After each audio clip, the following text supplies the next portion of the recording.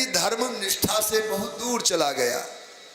लोभा दंपति नाम च कलकनम, पति पत्नी में सहज प्रेम होता है, स्वाभाविक प्रेम है। विवाह के समय विद्वान लोग कहते मम चित्तम ते चित्तम दधातु, हम अपना जैसे डब्बे में हम सामान रखते हैं ऐसे मंत्र बोलता है मम चित्तम तव चित्तम दधातु, हम अपना चित्त आपके चित्त में स्थापन करते हैं, हम अपना मन आपके मन में स्थापन करते हैं। देखो स्थापन करते हैं, जैसे किसी पात्र में सामान रखते हैं, कोई विवेक पूर्वक इसको सुने समझे। मम चित्तम ते चित्तम दधातु, हम अपने चित्त को आप में विलय करते हैं। जैसे लोटा के पानी में हम चीनी घोलते हैं, ऐसे पति पत्नी के वैवाहिक अवसर काल में दाम्पत्य मिलन की जो वो फेरे तो अपनी जगह है, वो मंत्र का रहा है, उसका हवन हम लोग कराते हैं। हम आज चित्त में चित्त का मिलन करा रहे हैं, मन में मन का मिलन करा रहे हैं। ये अन्योन्याश्रय संबंध हो जाएगा, एक से दूसरे को अलग करना नहीं हो सकता। पानी से चीनी निकाल ही नहीं पाते हैं, ऐसी स्थिति बनेगी तो उसमें कला कैसे होगा? पानी चीनी की कोई लड़ाई ही नहीं। इसका मतलब है पानी में कंकर घोला गया। बोलो भक्त वत्सल भगवान की। कोई भी छान लेगा और कभी भी छान लेगा, मन का मिलन हुआ नहीं। मिलना तो हम मन को है, और जहां कंकर घोले गए वहां लोभ जगेगा, वहां कला होगी। लोभा दंपति नाम च कंकणम। अच्छा, पति पत्नी में लोभ कैसा होगा? दोनों मिलके एक हैं। भारतीय दर्शन में तो अर्धांग अर्धांगिनी कहा है, आधा अंग में। इसको क्या अच्छा, कुर्ता सिलाएंगे तो एक बाजू का सिलाते हैं कि दोनों का? एक हाथ का कुर्ता कटवा देवे बाह को और एक में पूरे फुल बाजू बनावे, ऐसा कोई करेगा? कुर्ता होगा दोनों बराबर होगा, चूड़ियां होगी दोनों में बराबर होंगे, कुछ भी आभूषण होगा दोनों के लिए होगा। ऐसे ही जब अर्धांग अर्धांगिनी बन गया तो उसमें न्यून कौन और विशेष कौन? ये हमारी ही दोनों हाथ है, दोनों को कपड़े पहना रहे हैं, दोनों को सेवा ले रहे हैं, विवेक नहीं रह गया हमारी। इसीलिए आज समाज एकदम से दरकिनार हो गया। धर्म से दूरी बढ़ते ही आपसी जिंदगी में भी दूरी बढ़ी, धर्म छोड़ नहीं सकते।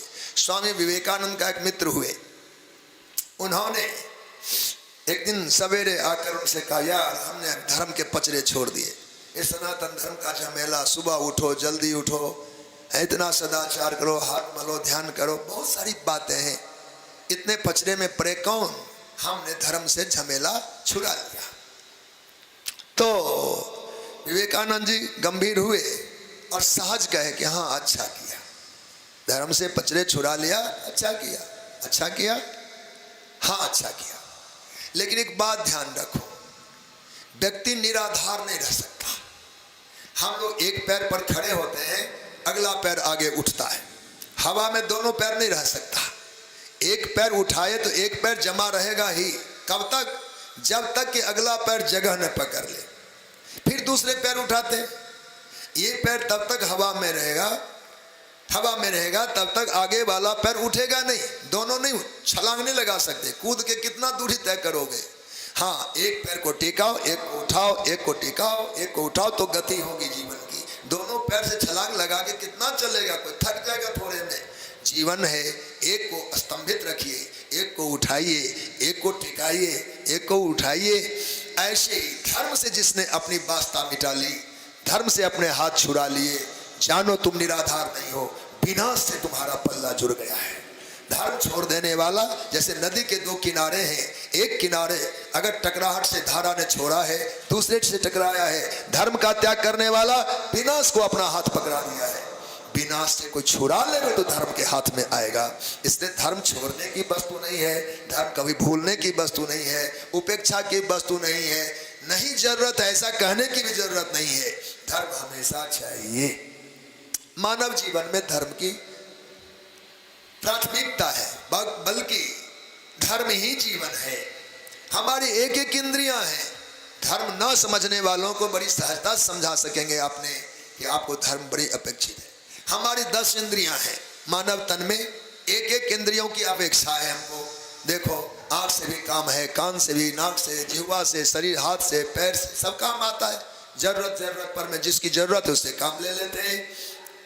इनके धर्म है काम करना, सबका अलग अलग काम है। आंख देखने का काम कर रहा है, इसका धर्म यही है।